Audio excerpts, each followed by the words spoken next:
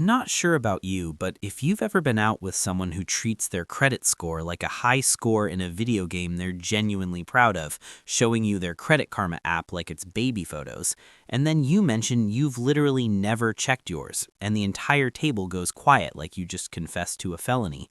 Or worse, they ask what your score is and you say something like, I don't know, maybe it exists?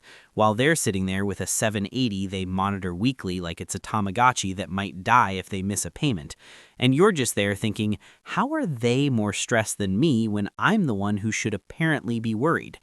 This got me thinking about how different people react to this invisible number that supposedly defines our financial worthiness. So today we're going to dissect the psychology behind what's actually going on here, and it might surprise you how little it's to do with the credit score itself at all. Dr. Thomas Kane, a behavioral economist, studies what he calls financial identity markers, which are essentially external metrics people unconsciously attach their self-worth to, despite having no intrinsic meaning beyond the system that created them. People who obsess over credit scores often develop achievement anxiety that makes them believe their value as a person is reflected in quantifiable metrics. It's like their brain needs a report card for adulthood, and credit scores happen to be conveniently available. Research shows this usually comes from environments where love and approval were conditional on performance, or they've internalized societal messaging that you're only as good as your financial reputation suggests. But where it gets interesting is that people who genuinely don't care about credit scores aren't necessarily irresponsible or financially illiterate at all. Some of the most credit score indifferent people you'll meet are either extremely wealthy or extremely broke, which sounds contradictory until you realize both groups have opted out of the system entirely for different reasons. The wealthy person doesn't need to borrow money, so why would they care about a number designed to tell lenders how safe they are to lend to? And the broke person has already accepted they're locked out of traditional credit anyway, so the number becomes meaningless. Your nervous system doesn't register it as important because it has zero impact on your actual daily life. So you'll meet someone who hasn't checked their credit score in 5 years but somehow still has a mortgage. Or they'll finance a car and genuinely be surprised when the dealer mentions their score. Like, oh, that's still a thing? Meanwhile, their friend is losing sleep because their score dropped 3 points after they paid off a credit card. The math may not be mathing to the score-obsessed person, but the psychology absolutely does for the person who opted out. There's also another kind of credit score rejector, and their motivation is completely different. These are people who use credit score indifference as a form of rebellion without fully realizing it. Dr. Jennifer Watkins at Berkeley studies financial countercultures, and she's found that when people feel like the entire economic system is rigged against them, they stop playing by rules they never agreed to in the first place. If you can't control whether you'll ever afford a house because prices have tripled while wages stayed flat, you can control whether you give a damn about a 3-digit number some algorithm assigned you.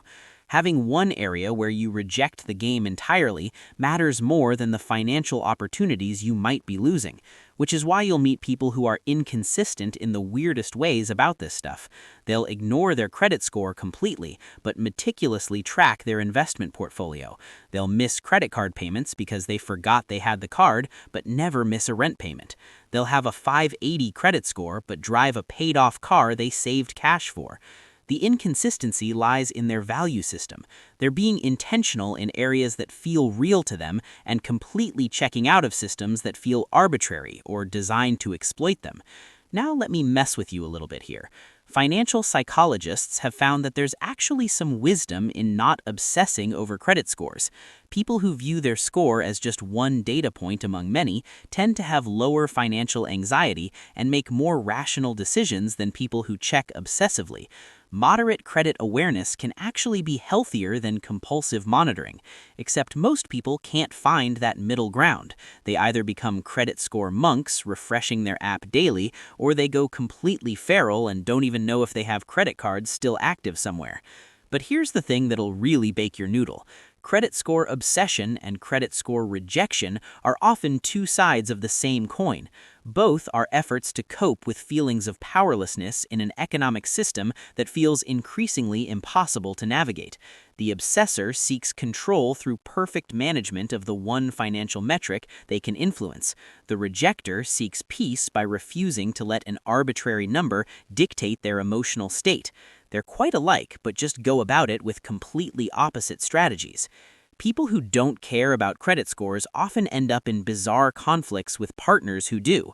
When you're the person who shrugs when asked about your score and your partner treats it like your GPA in adulting, you've got tension built into every financial conversation. Maybe you want to rent an apartment together, and suddenly your indifference becomes their problem when the landlord runs both your reports. Resentment builds. They feel like they're the only responsible one. You feel judged for not worrying about something that never seemed to matter until right now.